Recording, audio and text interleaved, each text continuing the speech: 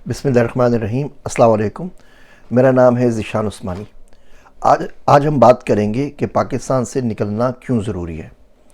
बहुत से लोगों से बात होती है, कुछ लोग मेरी बात मान जाते हैं और पाकिस्तान से निकलने के लिए कुछ करते हैं, लेकिन बहुत से लोग कहते हैं कि नहीं, निकलना ज़रूरी नहीं है, हमें पाकिस्तान में ही रह के विद इन सिस्टम्स में ही कुछ करना होगा, कुछ बदलाव लाना होगा जिससे मुल्क के हालात बेहतर हो। अगर हम पाकिस्तान को सब छोड़ छोड़ के निकल जाएंगे, अक्लमंद लोग, पढ़े लिखे लोग, तो मुल्क का क्या होगा। तो आज इसके ऊपर कुछ बात आपसे कर ली जाए। देखिए, पाकिस्तान के अंदर मेहनत की आरओआई नहीं है। रिटर्न ओवर इन्वेस्टमेंट मिलता है ना, आप किसी बैंक में पैसे रखते हैं अमेरिका के अंदर तो आपको 4% मिलता है। आप स्टॉक मार्केट में लगाते हैं तो 6% तकरीबन मिलता है। गोल्ड में लगाते हैं 7% मिलता है। रीट में लगाते हैं 8 से 12% मिल जाता है। कोई और अच्छी आपको थोड़ी सी ज़्यादा आपने अकल दिए, थोड़ा सा आप रियल इस्टेट में अच्छा काम कर लेते हैं तो इसको आप 20-22% पर पहुँचा सकते हैं। उसके ऊपर फिर कभी बात करेंगे। तो मेहनत की भी आरओआई होती है, जितनी मेहनत करती है उसके हिसाब से उसका समर, उसका फल मिलता है या नहीं मिलता। ये पाकिस्तान में नहीं होता। पाकिस्तान के अंदर 3 तरह के लोग पाए जाते हैं या कैरियर ट्रेजेक्ट्रीज पाई जाती हैं। पहली सूरत के अंदर हम एक अच्छा बच्चा बन के मेहनत करते हैं। वो कहते हैं ना कि खेलोगे कूदोगे बनोगे ख़राब, पढ़ोगे लिखोगे बनोगे नवाब। तो हम आंख बंद करके बोलते हैं जी ठीक है, पढ़ना लिखना है। हम पढ़ लिख लेते हैं, मैट्रिक अच्छे नंबर से कर लेते हैं, इंटरमीडिएट अच्छे नंबर से कर लेते हैं। अब बैचलर्स में एडमिशन नहीं हो रहा, अजीब व गरीब तरह की इनके पास शिकें लगी हुई होती हैं कि एज इतनी होनी चाहिए, मेडिकल वाला कंप्यूटर साइंस नहीं पढ़ सकता, आपका सिंध का कोटा है तो पंजाब में नहीं आ सकते, आपका फाटा का कोटा है तो गिलगित बल्तिस्तान में नहीं आ सकते। उन तमाम मुसीबतों को झेलने के बाद बैचलर्स में एडमिशन हो जाता है तो 4 साल तक कोई पढ़ाने वाला नहीं मिलता जो अच्छे तरीके से बात समझा सके। मरते खपते किसी तरीके से बैचलर्स कर लेते हैं तो मार्केट में कोई जॉब अवेलेबल नहीं है। अब जॉब के लिए किधर जाए। तो जो पहली कैटेगरी के लोग होते हैं, जो ट्रेजेक्ट्री होती है, उसमें क्या होता है, बच्चे किसी छोटी मोटी यूनिवर्सिटी से पढ़ लेते हैं तो बड़ी महंगी यूनिवर्सिटी को अफोर्ड नहीं कर सकते, तो छोटी यूनिवर्सिटी से, सरकारी यूनिवर्सिटी से पढ़ लिया, एनईडी से पढ़ लिया, कराची यूनिवर्सिटी से पढ़ लिया, शाह लतीफ़ खैरपुर से पढ़ लिया, प्रिस्टन से पढ़ लिया, इकरा यूनिवर्सिटी से पढ़ लिया, कॉमसेट से पढ़ लिया। कहीं वो गिरते पड़ते कहीं ना कहीं से बेचारे, अलखैर यूनिवर्सिटी हमारे ज़माने में होती थी, पेट्रोमैन होता था, वहाँ से पढ़ लिया, पढ़ लिख जाते हैं। उसके बाद वो जॉब करते हैं और फिर पूरी कोशिश करते हैं कि जॉब में किसी तरीके से तरक्की हो सके। अब जॉब के अंदर कंपटीशन ज़्यादा हो गया है, एक एक जॉब के लिए 1,000 एप्लीकेंट्स होते हैं, तो एम्प्लॉयर आपकी कोई इज़्ज़त नहीं करता, बोलता है भाड़ में जाओ, मेरे पास दूसरा बंदा मौजूद है। आपने बहुत से लोग कहते हुए सुने होंगे पाकिस्तान में अच्छा बंदा नहीं मिलता, अच्छा बंदा नहीं मिलता, अच्छा कारपेंटर नहीं मिलता, अच्छा फला नहीं मिलता। ये बात कोई इतनी ज़्यादा सही है ही नहीं। बेसिकली वो ये कहना चाह रहे होते हैं कि बंदा हमें वो नहीं मिलता जिसको हम अब्यूज़ कर सकें, जिसको हम एक्सप्लॉइट कर सकें। उन्हें अच्छा कारपेंटर मिलेगा ना, अब यकीन जानिए उसकी 7 नस्लें उसके पास कारपेंटर ही रहेंगी।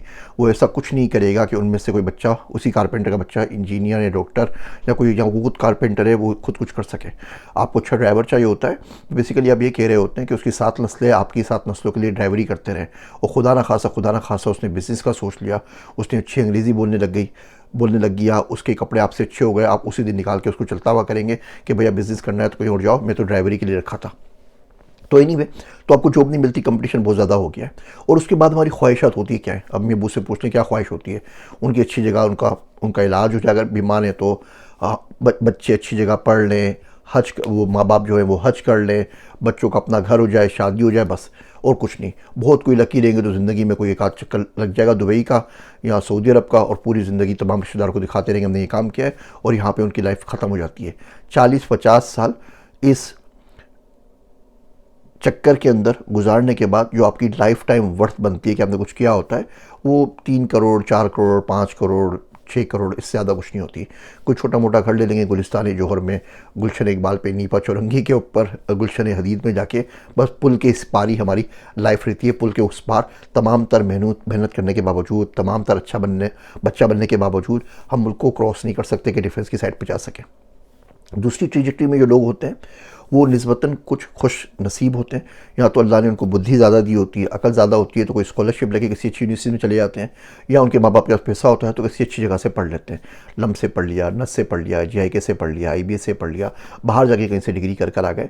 अब ये लोग अच्छी जगहों के ऊपर काम करते हैं, यानी कि दुबई में जॉब लग जाती है, कतर में लग जाती है, सऊदी अरब में, मिडल ईस्ट में कहीं जॉब लग जाती है, वहीं बाहर के यूरोप में लग जाती है, या रिमोट कोई काम कर लेते हैं, पाकिस्तान से बैठ के अमेरिका में काम कर रहे हैं, डॉलर्स में पैसे कमा रहे हैं, या हमारी जो मल्टीनेशनल कंपनीज़ हैं, कोई अच्छे बैंक से उस पर काम कर रहे हैं। अब निस्बत इनकी लाइफ पहले वाले के मुकाबले में बेहतर होती है। ये अच्छा खाते हैं, अच्छा पीते हैं, हर 2-3 साल में दुबई का एक चक्कर लगा कर आ जाते हैं, कभी बाकू चले जाते हैं, कभी आज़रबाईजान, कभी कहीं चले जाते हैं और अच्छी जगह खाना खाते हैं। अब इनकी भी जो लाइफ होती है उसकी भी अब जो नेटवर्थ निकालेंगे ना तो 15-20 करोड़, इससे ज़्यादा कुछ नहीं होगा भैया। बस इधर ही रहते हैं। ज़्यादा क्या करेंगे, पुल के उस पार घर बना लेंगे, एक घर हो जाएगा डिफेंस में क्लिफ्टन के अंदर। हज कर लेंगे या नहीं करेंगे, जब बंदा इस लाइन पे आता है तो बहुत मुश्किल से वो रीजन पे कायम रहता है, वो इधर उधर कहीं ना कहीं उल्टी सीधी चीज़ों में निकल जाता है। चले वो रिलीजियस भी है तो उसने हज कर लिया, 2-4 करोड़ का गोल्ड हो जाएगा, 2-4 करोड़ की गाड़ियाँ हो जाएंगी, वो भी अगर उसके ऊपर कोई चोरी ना हुई, गबन ना हुआ, किसी पुलिस वाले से, रिश्तेदार के तमाम हाथों से बच गया, तो अगर मर जाएगा तो उसके पास 15-20 करोड़ रुपए की टोटल उसकी नेटवर्थ होगी। ये डॉलर्स के अंदर कुछ भी नहीं होती। ये तमाम नेटवर्थ उसकी बनती है 40-50 साल की ज़िंदगी इस दुनिया में खपाने के बाद, जिसके चक्कर में वो दीन से बेचारा तकरीबन फारिग हो चुका होता है और बड़ी मुश्किल से दीन पे कायम रह पाता है।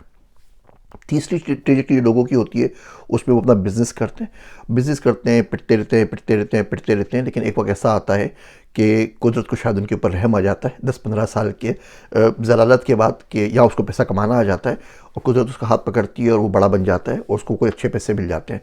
जब ये बंदा मरता है तो इसकी जो लाइफ टाइम वर्थ होती है वो 3,000 करोड़, 4,000 करोड़, 5,000 करोड़ इस तरीके से होती है। ये तीसरी कैटेगरी पाकिस्तान में हलाल से हासिल नहीं की जा सकती। अब ये मैं आपको बहुत सोच समझ के बात बोल रहा हूँ कि तीसरी कैटेगरी पाकिस्तान में हलाल से हासिल नहीं किया जा सकती, इल्ला माशाल्लाह कोई 0.1% होंगे, कोई बंदा आपको मिल जाए। एक्सेप्शन दुनिया में हर जगह होती हैं, तो होती है। इसके लिए आपको बाहर निकलना पड़ेगा।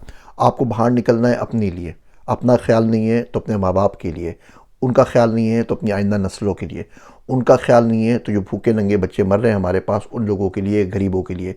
मजलूम हमारे मुल्क में रुल के रह गया है। मेरा दोस्त है अब्दुल्ला, वो बोलता है कि remittance is a fine that you need to pay for life for being born in a wrong place. तो ये तो हमें देना पड़ेगा। मेरा दोस्त अब्दुल्ला कहता है कि अगर आपको रास्ता मालूम है तो भटके हुए लोग आपकी ज़िम्मेदारी हैं।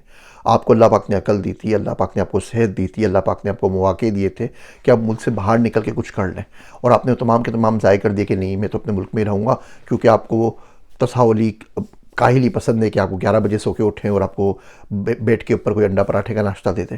आपने हिम्मत नहीं की। लेकिन अगर आप हिम्मत कर लेते तो यकीन जानिए 1,000, 2,000, 10,000 लोगों की आप मदद कर सकते, उनको आप पॉवर्टी से बाहर निकाल सकते। 50% पॉपुलेशन इस वक्त पाकिस्तान की ख़त गुरबत से नीचे रह रही है। लोगों के पास 2 वक्त रोटी खाने के लिए नहीं है, सर्दियों के अंदर पहनने के लिए गर्म कपड़े मौजूद नहीं है, मदारिस में बच्चे सो रहे होते हैं, कोई चादरें उनके पास नहीं होती, कोई तकिए उनके पास नहीं होते, खिड़कियां तक मस्जिदों में नहीं लगी हुई होती बहुत मदारिस के अंदर, कुछ मदारिस में, और बेचारे बच्चे वहाँ पे सो रहे होते हैं। उनका ख्याल कौन करेगा? गवर्नमेंट तो उनका ख्याल कर नहीं रही। अमेरिका के तो उनका ख्याल करेगा ही नहीं। ये ख्याल मैंने और आपने ही तो करना है, और किसने करना है? अगर मैं और आप इन तमाम लोगों का ख्याल करें तो उसके लिए आपको पैसा चाहिए, आपको दौलत चाहिए। वो दौलत पाकिस्तान से में लेके हमने देखा बड़ी मुश्किल से आप कमा सकेंगे, और उसमें आपके 40-50 साल लग जाएंगे, जिसमें आप अपनी फैमिली को ही पूरे नहीं पढ़ रहे। अपनी फैमिली को ही पूरे नहीं पढ़ रहे तो गरीब किसी और की कैसे मदद करेंगे? किसी गरीब बच्चे की ट्यूशन फ़ीस कैसे भरेंगे? किसी का यूनिवर्सिटी में एडमिशन कैसे कराएंगे? किसी को अपने पास जॉब पे कैसे रखेंगे? ऐसी जॉब पे रख ले कि बच्चा कुछ काम सीख ले, कैसे अफोर्ड कर सकेंगे जब आप अपना पेट नहीं भर सकते, अपने आप को पाल नहीं सकते? ये जो बातें होती है ना अखलाकियात की, कि बंदे में अखलाकियात हो, बंदा अच्छे तरीके से करे, बाहर मुल्क वालों में बहुत सच है, हम लोग बहुत झूठ बोलते हैं, ये तमाम तर इसमें से 99% गुर्बत की वजह से होती है। कोई बच्चा 3 दिन से भूखा हो ना, कभी आप 3 दिन भूखे रह के देखें, पूरे 3 दिन भूखे रहें, कुछ भी ना खाएं, उसके बाद बेगम को बोले खाना सामने रखे, फिर भी देखता हूँ आप किस खाने के ऊपर टूटते हैं। तो 3 दिन का भूखा हो, 5 दिन का भूखा हो, उसको आप नहीं समझाने नहीं बैठेंगे कि बेटा जो कांटा होगा वो सीधे हाथ से पकड़ने है और चम्मच उल्टे हाथ से पकड़ना है और पहले छुरी से काटना है। वो छुरी आपको अंदर खोप देगा, वो बोलेगा खाना खाने दो, दिमाग ख़राब ना करो, भूखा हूँ 3 दिन से। तो ये बहुत सारी अखलाकियात जो हमारे पास ख़राब हैं, इसमें एक बहुत बड़ी वजह गुर्बत भी है। बच्चे के पास खाने को नहीं हो, पहनने के लिए कपड़े नहीं हो, वो सर्दी में सर्दी से ठिठुर रहा हो, गर्मी में गर्मी के मारे मर रहा हो, वो कब पढ़ेगा? उसको पढ़ने पे फोकस होगा ही कब? किताब वो अफोर्ड नहीं कर सकता, यूनिवर्सिटी वो अफोर्ड नहीं कर सकता, 10,000 तरह के आपने रूल्स बना दिए, यहाँ का बच्चा यहाँ नहीं आ सकता, इस एज में क्यों नहीं पढ़ सकता भैया? एज के अंदर 21 साल के बाद आप दाखिला नहीं देते बैचलर्स के अंदर, पूरी ज़िंदगी बच्चा इधर से ख्वार होता फिरता रहता है, या 55, 80 साल के बुढ़े पढ़ रहे होते हैं, तो उनको तो कोई प्रॉब्लम नहीं है। हमारे पास क्या मौत आ जाती है कि जी ये उम्र निकल गई, दाखिला नहीं होगा। ये उम्र की क्या चक्कर है? आप उनके पास खाना खिलाने के लिए गए थे जब 2 साल पहले भूखे मर रहे थे, अब वो अपनी उम्र को देखेंगे या खाने को देखेंगे? ठीक है, उसको बहुत सारी चीज़ें नहीं आ सकी, उसको बोलने का सलीका नहीं आ सका, बाकी नहीं आ सका, आपकी और मेरी जिम्मेदारी है ना उसको सिखाने की, वो क्या करेगा? अच्छा बंदा नहीं मिलता, अच्छा बंदा नहीं मिलता, अच्छा बंदा नहीं मिलता तो अच्छा बंदा बनाना पड़ेगा ना। अच्छा बंदा नहीं मिलता ना, 10 बंदे उठा लीजिए, एक को दाखिला करा दीजिए कारपेंटर के अंदर, एक को दाखिला करा दीजिए रंग करने के लिए, एक का दाखिला करा दीजिए ड्राइविंग स्कूल के अंदर, आपको अपने बंदे तो मिल जाएंगे ना। और जब वो कर ले तो उसके बाद फिर उनको आगे का दाखिला कराइए, उनको आगे का पढ़ाइए।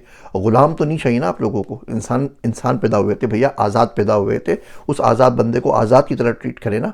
ये बिदत निकल आई है हमारे पास, माशरे बहुत सारी बिदतें निकल आई हैं। एक तो ये डबल बेड की है। आप तारीख में देखें 150-200 साल पहले चले जाइए तो डबल बेड नहीं होते थे। मियाँ अलग सोता था, बीवी अलग सोती थी, जो काम करने वाले बंदे होते थे बाहर ज़मीनों पे सोते थे, औरतें होती थी घर के अंदर सोती थी, दिमाग मुंतशिर नहीं होता था, 24/7 कोई चक चक चक चक नहीं कर रहा होता था। दूसरी बिदत आ गई है ओपन किचन की। हमारे पास तो भैया किचन होता था जिसको लॉक कर दिया जाता था, घर से बाहर बना हुआ होता था, उसको रसोई कहते थे।